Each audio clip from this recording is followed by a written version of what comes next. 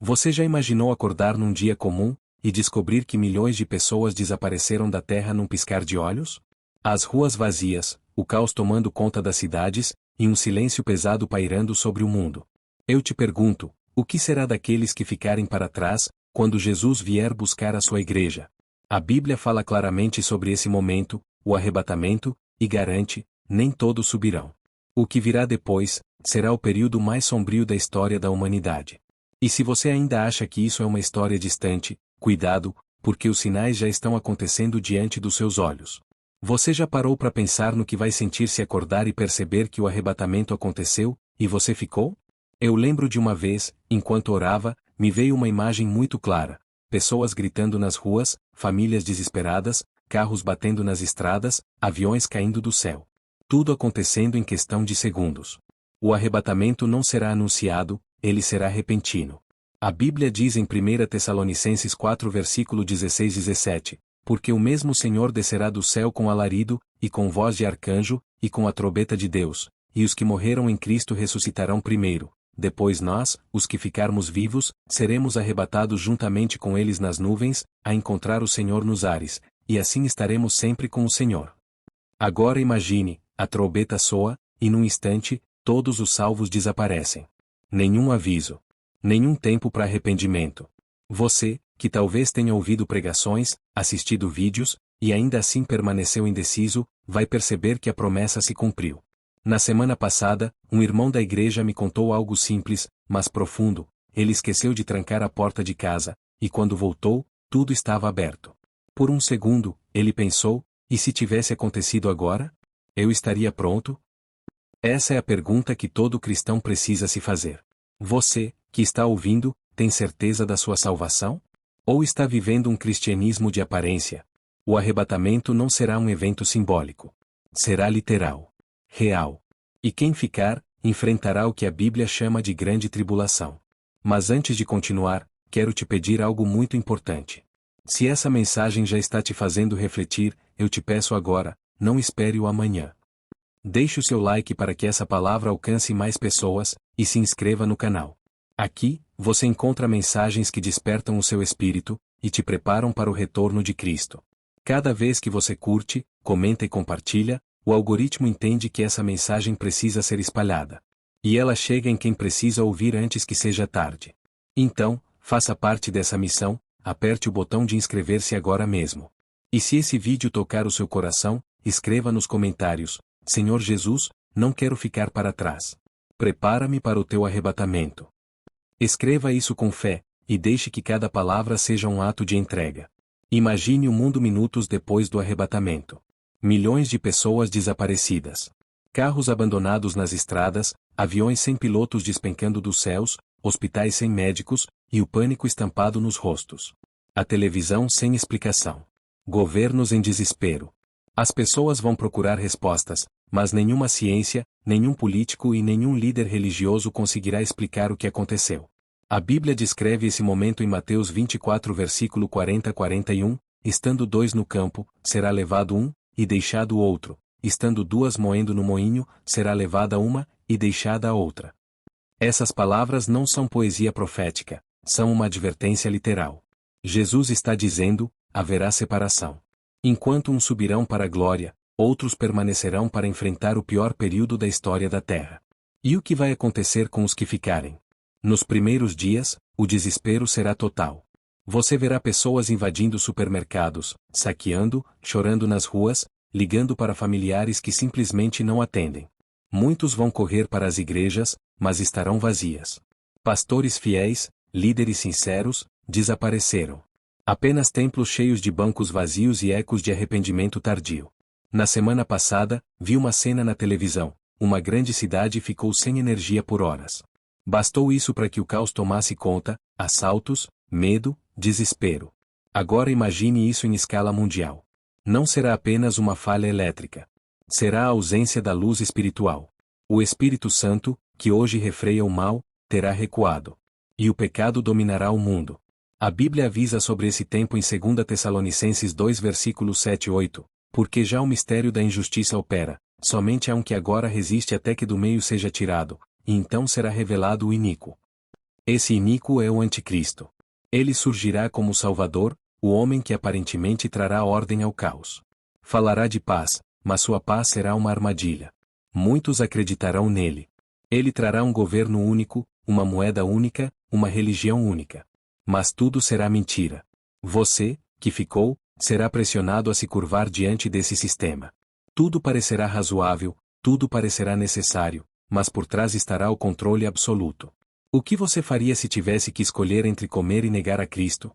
Essa será a realidade dos que permanecerem. Depois do arrebatamento, o mundo inteiro vai clamar por respostas. O caos abrirá espaço para o surgimento de um líder que parecerá ter todas as soluções. Ele vai falar de paz, de união, de um novo começo para a humanidade. As nações o seguirão, e multidões dirão, finalmente, alguém capaz de restaurar a ordem. Mas a Bíblia revela que esse homem será o anticristo.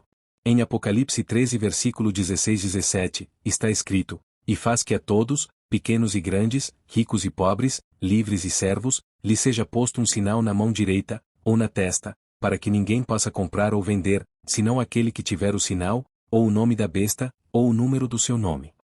Essa marca será o símbolo da lealdade ao sistema dele. Não será apenas um chip ou uma tecnologia. Será uma aliança espiritual. Uma escolha entre Cristo e o mundo. Pense bem, você tem fome, seus filhos choram pedindo pão, e o governo anuncia que só quem aceitar o sinal poderá comprar alimentos.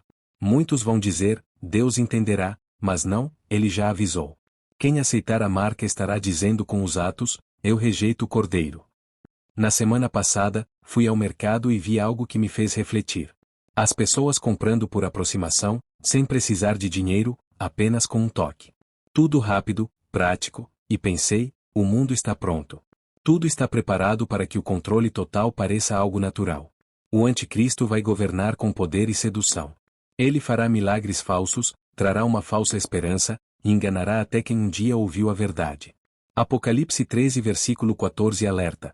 E engana os que habitam sobre a terra com sinais que lhe foi permitido fazer, e você? Se ficasse aqui, teria força para resistir? Ou cederia diante da fome e do medo?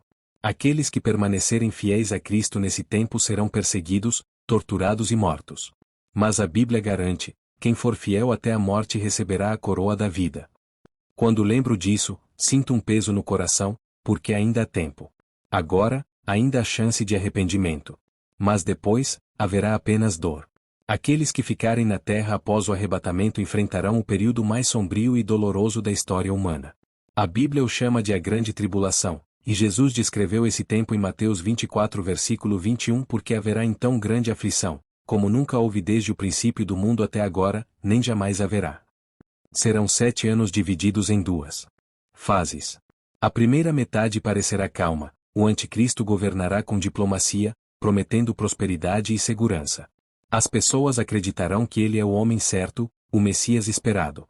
Mas essa falsa paz logo se quebrará, e a verdadeira face do inferno será revelada na terra. Os juízos de Deus começarão a cair. Apocalipse fala sobre os 7 selos, as 7 trombetas e as 7 taças, cada um representando catástrofes inimagináveis. Haverá guerras que destruirão nações inteiras. O sol queimará com força mortal.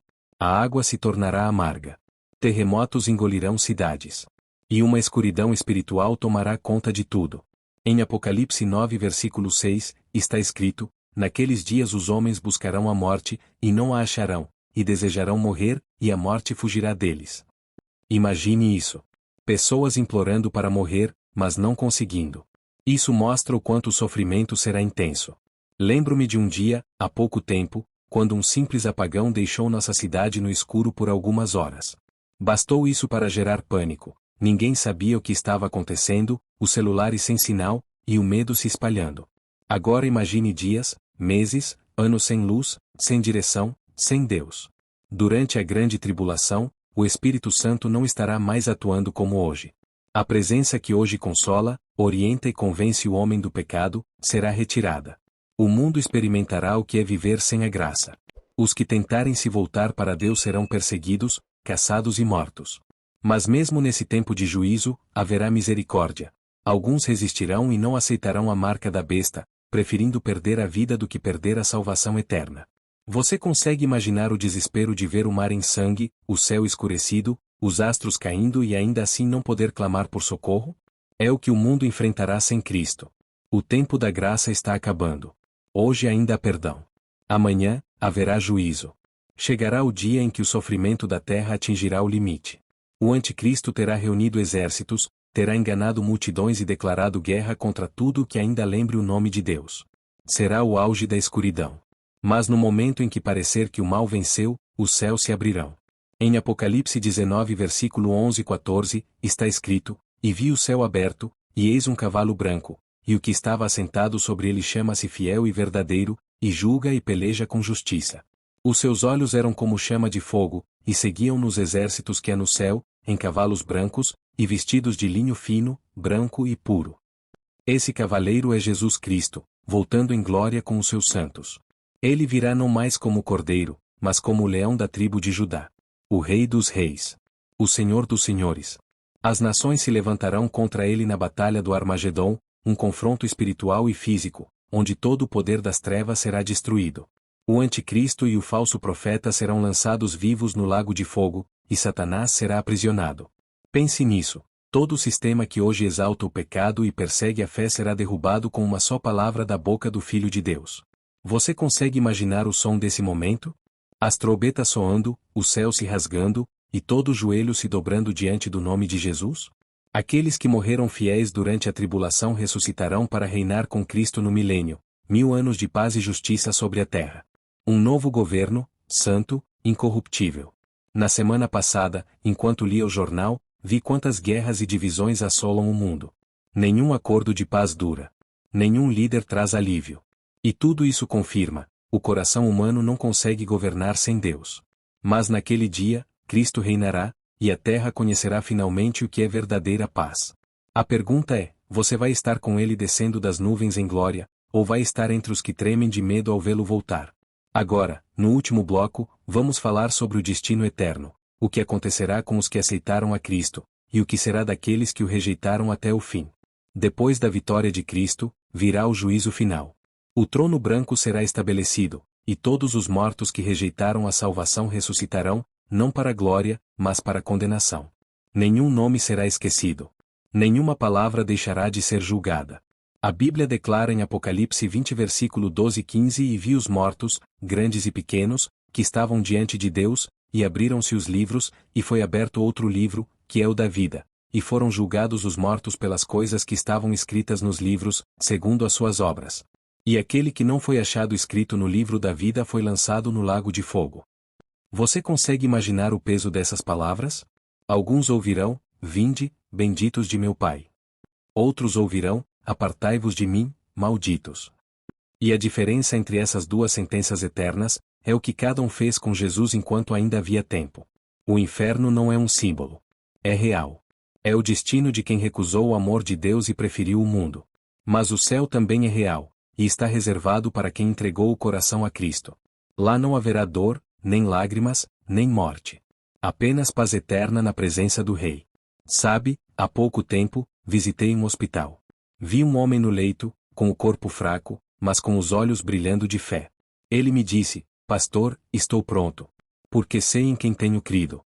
E naquele instante, eu entendi: o verdadeiro arrebatamento começa no coração de quem vive preparado.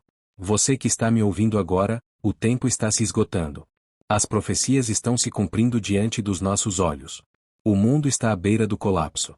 E o arrebatamento pode acontecer a qualquer instante. Não espere o som da trombeta para se arrepender, porque quando ela tocar, será tarde demais. Hoje é o dia da salvação.